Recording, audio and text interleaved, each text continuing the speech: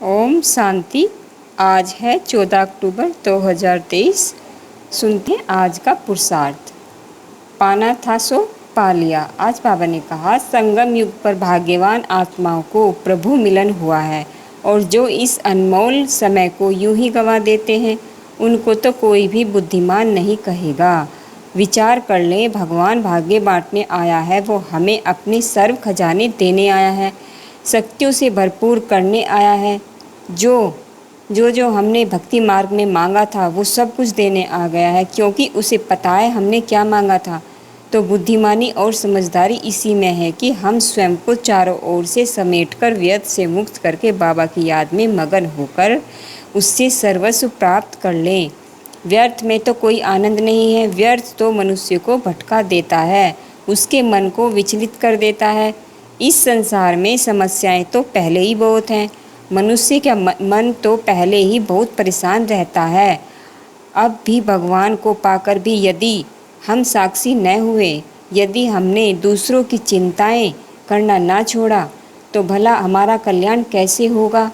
बहुत अच्छी तरह इस गुह्य रहस्य को जान लें कि यदि हम स्वयं की चिंता करेंगे, अर्थात अपने श्रेष्ठ पुरुषार्थ की चिंता करेंगे, जो कुछ बाबा ने कहा है उसे संपूर्ण रूप से करने की चिंता करेंगे, प्रतिज्ञा करेंगे, तो हमारी सभी चिंताएं समाप्त हो जाएंगी और आपके परिवार की काम धंधों की चिंता स्वयं भगवान को होगी। लेकिन जब आप उनकी चिंता में लगे रहते हैं तो बाबा सोचता है कि इन्हें लगे रहने दो, मैं इनकी चिंता क्यों करूं। उसका ध्यान किसी और की ओर चला जाता है। तो आइए हम सभी बाबा की याद में मगन होकर इस संगम युग के अनमोल काल को आनंद में व्यतीत करें। कितना बड़ा भाग्य है हमारा। सम्मुख भगवान बैठकर हमें पढ़ाते हैं, वो हमें घर ले जाने के लिए आ गए हैं। कितनी बड़ी चीज़ है।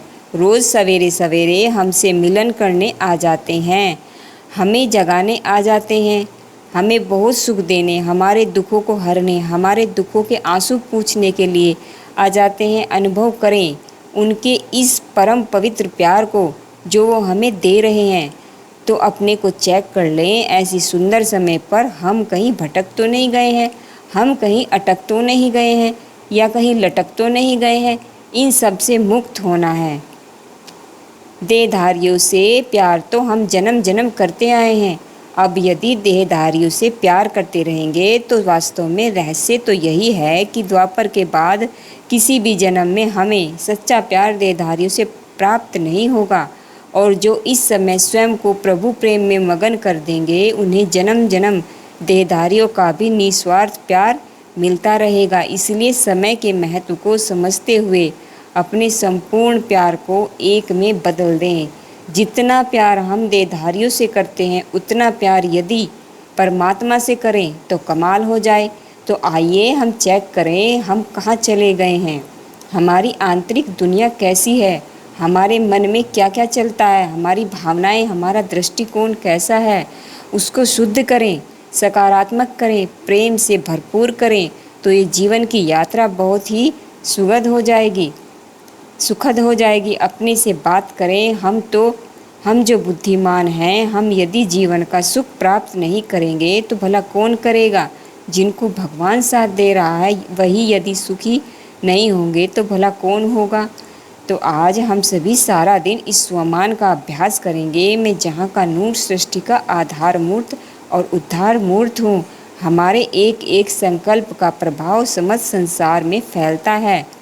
हमारी स्थिति का प्रभाव समग्र संसार में जाता है। हम आधारण मूर्त हैं और योग की बहुत अच्छी ड्रिल करेंगे। मैं आत्मा इस देह से निकलकर चली परम धाम। बाबा को टच स्पर्श किया, उससे शक्तियाँ भरी और वापस इस देह में आ गई। वाइब्रेशन चारों ओर फैलाने के लिए यह ड्रिल बार बार करते रहेंगे। ओम शांति।